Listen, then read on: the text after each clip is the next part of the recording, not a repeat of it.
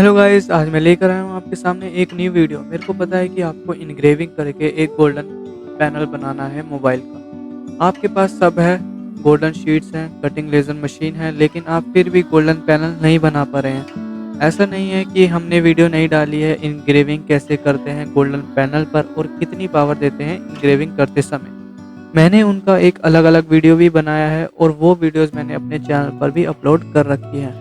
अगर आपने देखा होगा तो आपको भी पता होगा कि कैसे मैंने CO2 सॉफ्टवेयर में ट्रेनिंग ट्यूटोरियल्स में कैसे आपको सारी 2 से 5 की MDF या एक्रिलिक शीट का एन्ग्रेविंग करना है या फिर कटिंग करना, किस पावर में, किस स्पीड में आपको देनी है, वो सारा मैंने ट्यूटोरियल्स में आपको बता रखा है। अगर आपने इनमें से भी कोई भी वीडियो नहीं देखी है तो आप हमारे चैनल पर जाकर देख सकते हैं। नहीं तो मैं इस वीडियो की डिस्क्रिप्शन में आपको उस वीडियोज़ के लिंक आपको मैं प्रोवाइड करा दूँगा। लेकिन आपको इनमें से कोई प्रॉब्लम नहीं है, ना ही पावर सेटिंग्स की, ना ही लेज़र अलाइनमेंट की। अगर आपके पास आपको लेज़र अलाइनमेंट की मैंने इसलिए बोला क्योंकि कइयों की मशीन में राइट साइड में एन्ग्रेविंग हो रहा है लेकिन लेफ्ट साइड में एन्ग्रेविंग नहीं हो रहा। किसी की लेफ्ट साइड में एन्ग्रेविंग हो रहा है, किसी की नीचे बॉटम में एन्ग्रेविंग नहीं हो रहा। तो उसके हिसाब से आपका लेज़र अलाइनमेंट ख़राब हो सकती है। अगर आपकी लेज़र अलाइनमेंट ख़राब है तो उसकी भी हमने वीडियो दे रखी है, डाल रखी है यूट्यूब चैनल पर अपने, तो वो वीडियो भी आप देख सकते हो हमारे चैनल पर बाद में जाकर। और अगर आपकी लेज़र अलाइनमेंट भी ठीक है, तो प्रॉब्लम किस टाइप की आ रही होगी, तो मैं बता देता हूँ आपको। कुछ 3 पॉइंट्स के बारे में मैं आपको बता देता हूँ कि 3 तरीके से आपको प्रॉब्लम आ सकती है गोल्डन पैनल बनाने में। नंबर 1, एन्ग्रेविंग चलते-चलते मतलब करते-करते मशीन रुक जाती है, तो इससे आपका गोल्डन पैनल ख़राब हो सकता है। सेकंड, गोल्डन पैनल में पूरा एन्ग्रेविंग कर रही है, कटिंग भी अच्छे बराबर कर रही है, लेकिन आपकी जो एन्ग्रेविंग कर रही है वो लास्ट में लाइन मार देती है। तो इससे आपका क्या होता है, फिनिशिंग नहीं आ पाती, कस्टमर सैटिस्फाई नहीं होता आपके गोल्डन पैनल से, तो उसमें आपको बहुत दिक्कत आती है। तो उसके भी मैं कई कारण से आपको आगे मैं बताने वाला हूँ। और नंबर 3, आपके पास अस मतलब कि CDR डिज़ाइन्स फाइल्स पड़ी हैं आपके पास, कुछ वेक्टर फाइल्स पड़ी हैं, असली मतलब रियल क्वालिटी के, असली क्वालिटी के, तो आप फिर भी आप अच्छे से नहीं एन्ग्रेव कर पा रहे। आपकी क्वालिटी जो है नॉर्मल से भी अच्छी नहीं आ रही, मतलब कि कस्टमर सैटिस्फैक्शन नहीं हो पा रहा। तो वो इन 3 पॉइंट का मैं कुछ कारण बताने वाला हूँ। सबसे पहले मशीन जो रुक जाती है चलते-चलते, तो उसके कई कारण हो सकते हैं। आपको अगर ये जानना है तो मैं बता देता हूँ। उससे पहले हमारे जो भी चैनल पर नया है, इस वीडियो में आप पहली बार आए हो तो प्लीज़ हमारे चैनल को सब्सक्राइब करना ना भूलें और साथ ही बेल आइकन भी दबा दें, जिससे कि हमारी नई वीडियो पे आने पर आपको नोटिफ़िकेशन मिलती रहे। तो मेन कारण इसका मतलब कि लेज़र मशीन बंद हो जाती है, अलाइनमेंट एनग्रेविंग करना बंद कर देती है। तो सबसे पहले आपका यही होगा मेन कारण कि आपने एक्सटेंशन बोर्ड पे लगा रखी होगी। इस एक्सटेंशन बोर्ड की क्या आपका नुकसान है, उसकी मैंने अलग से एक वीडियो भी बना रखी है। तो दूसरा कारण होगा कि आपकी USB जो सॉकेट है, वो आपने ढंग से पोर्ट नहीं कर रखी होगी, ठीक है? USB मतलब कि कैसे कि जो डाटा ट्रांसफ़र होता है ना, तो वो रुक जाता है, मशीन रुक जाती है। जो डाटा ट्रांसफ़र करती है लेज़र सॉफ्टवेयर से, लैपटॉप के सॉफ्टवेयर से आपके मशीन तक जो डाटा ट्रांसफ़र होता है वो धीरे-धीरे जाता है। कहीं मशीन रुक जाती है, फिर जब डाटा ट्रांसफ़र हो जाता है फिर चलती है मशीन, रुक-रुक के चलती है, मतलब एन्ग्रेविंग कर रहा है, रुक-रुक के कर रहा है। तो उससे भी आपकी जो है एन्ग्रेविंग करने में बहुत टाइम लगा देता है और ख़राब हो जाता है। कईयों की लाइन मार देता है, लाइन मार के चलता है। वो मैं अगला पॉइंट में आपको मैं बताता हूँ वो किस लिए होता है। तीसरा जो मशीन का मेन कारण है, वो आप जब आप आउटपुट दे देते हो, कमांड दे देते हो, तो टैब को आप मिनिमाइज़ मत करा करो।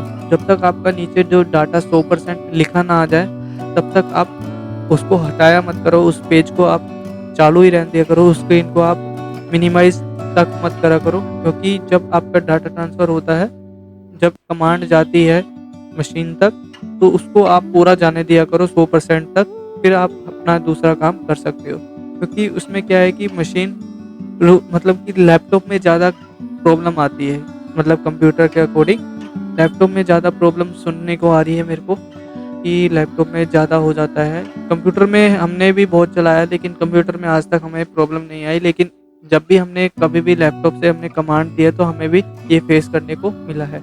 तो इसलिए कंप्यूटर में ही ज़्यादा नहीं हो पाता, ये लैपटॉप में ही होता है प्रॉब्लम। अब जब चलते हैं हम जो दूसरा मेन कारण है, जो दूसरा जो पॉइंट है हमारा, वो क्या है, वो मशीन जब आप इनग्रेविंग भी आपने सही दे दी, मतलब कि कर रही है इनग्रेविंग, कटिंग बराबर कर रही है, इनग्रेविंग स्पीड पावर आपने बराबर दी, लेकिन फिर भी आपकी नीचे लाइन आ रही है, तो आप कुछ ना कुछ गलती कर रहे हैं। कैसी गलती कर रहे हैं मैं आपको बता देता हूँ। एक तो फर्स्ट आपका कारण ये होगा कि आपने जो अपने डिज़ाइन लिया होगा वो लो क्वालिटी का लिया होगा, ठीक है। दूसरा कारण ये हो सकता है आपने जो स्पीड दी होगी, जो इनग्रेविंग करने की स्पीड दी होगी वो बहुत तेज़ी दे दी होगी, जिससे कि मशीन को थोड़ा सा सेटिस्फेक्शन नहीं हो पाता है कि वो कहाँ जाए कहाँ ना जाए, तो इसलिए वो एक लाइन बना देता है लास्ट में। जब वो डाटा ख़त्म करता है, डिज़ाइन ख़त्म करता है, तो वो चलता चला जाता है, फिर वो कन्फ्यूज़न हो जाती है। तो इसलिए नॉर्मल स्पीड दो, इसलिए मैंने पावर सेटिंग्स की एक वीडियो अलग से बना रखी है, वो बाद में आप देख सकते हो इजीली हमने कितनी पावर देते हैं और किस पावर में आपको प्रॉब्लम फेस करने को ये मिल सकता है। और ये जो तीसरा है वो जो है एक्सटेंशन बोर्ड से भी हो सकता है। एक्सटेंशन बोर्ड से क्या होता है कि लेज़र ट्यूब जो है, जो आपको मैंने बताया कि इनग्रेविंग करना बंद कर देती है। अब इनग्रेविंग करना बंद कर देगी मशीन, वो एक मेन कारण से भी करती है, क्योंकि जो आपकी एक्सटेंशन बोर्ड से या फिर आप किसी से भी चला रहे हो, इनग्रेविंग ज़्यादा कर रहे हो, तो इनग्रेविंग से क्या है ना कि लेज़र ट्यूब आपकी हीट मार जाती है। हीट मारने से आपको क्या है कि वाटर सप्लाई अच्छे से नहीं मिल पाता, वाटर अंदर अंदर रेगुलेट होके भी वो वाटर भी हीट कर देता है, तो इस कारण से भी आपका लेज़र ट्यूब जो है वो कम कर देती है पावर देना, जो पावर सप्लाई देना वो कम कर देती है, तो इस कारण से भी हो सकता है। लेकिन जब आप मशीन चला रहे हो तो थोड़ा सा जो वाटर का टेम्परेचर है वो थोड़ा सा कम रखा करो, मतलब कि 19 या 18 के बीच में अपना रखा करो, ताकि आपको पूरा मेंटेन करे और इनग्रेविंग जो भी करे वो मेंटेन बैलेंस पे आपका मिले आपको। और जो हमारा तीसरा पॉइंट था, तीसरा पॉइंट क्या था आपका, जो कि आपके पास अच्छी क्वालिटी की डिज़ाइन है, CDR फाइल है, वेक्टर फाइल्स हैं, तो वो भी आप असली क्वालिटी के आपने डाउनलोड कर रखे हैं या ले रखे हैं, आपने किसी से बाय कर रखे हैं, तो फिर भी आप इनग्रेविंग अच्छे से नहीं कर पा रहे हैं। तो इसके भी 3 कारण हो सकता है। जैसे कि अगर आप किसी को एक CDR फाइल को ओपन करते हो तो आपको कई वर्जन दिखाता है कि किसमें आपको लेना चाहिए, तो आप सपोर्ट वर्जन भी आप लेज़र मशीन के सॉफ्टवेयर में सपोर्टेड वर्जन भी दिखाएगा कि आपके मशीन में कौन सा लेगा, सपोर्ट करेगा। तो आप DXF, BMP, TIF और WMF वो सारे आपका सपोर्ट करते हैं, लेकिन जो आपको मेन क्वालिटी आपको मिलती है ना वो PLT में मिलती है। PLT में आपके पास CDR फाइल्स है, तो CDR फाइल्स हैं तो आप PLT में ऐसा डिज़ाइन लो कि आपको जो इनग्रेविंग अच्छे से कर पाओ, ठीक है। अगर BMP में भी लेते हैं, लेकिन BMP में कुछ ऐसे डिज़ाइंस लेते हैं जो PLT में नहीं ले जा सकते, ठीक है। तो PLT में क्या होता है कि एक्चुअली मतलब कलर आप सीधा सॉफ्टवेयर में ही करते हो, उससे आपको रियल और सीधा मतलब कि कस्टमर सेटिस्फेक्शन हो जाता है उस क्वालिटी से, आपको वही फिनिशिंग आपको वो प्रोडक्ट की मिलती है। जो मैंने 3 पॉइंट्स बताए हैं उनमें से अगर आप कोई अलग सा पॉइंट आ रहा है आपका, मतलब आपकी कोई और प्रॉब्लम आ रही है, तो हमें कमेंट करके ज़रूर बताएं। और अगर आपने 3 पॉइंट में जो मैंने आपको बताए हैं तो इनमें से भी आपको कोई अच्छे से समझना हो तो उसको भी मेरे को कमेंट करके ज़रूर बताएं, कि जिसकी उसकी मैं अलग से एक वीडियो बना सकूं अच्छे से लंबी सी, जिससे कि आपको अच्छे से समझ आ सके।